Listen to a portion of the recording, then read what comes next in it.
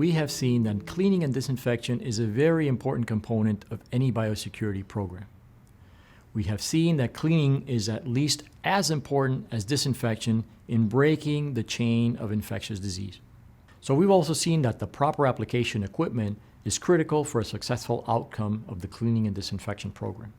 Equipment that breaks easily, that doesn't deliver the right dilution, that doesn't deliver the right viscosity or foam, or that is very difficult to train people with, will actually affect the outcome of the cleaning and disinfection program. Another point that is important is the proper training of cleaning crews, and in particular new employees. This is a small investment that actually produces a large return.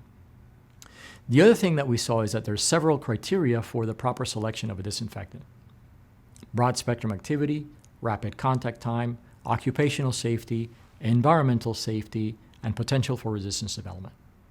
We saw that most traditional disinfectants fail in one or more of these criteria. We also saw that there's new technologies that offer reduced compromise on every one of these criteria, namely accelerated hydrogen peroxide.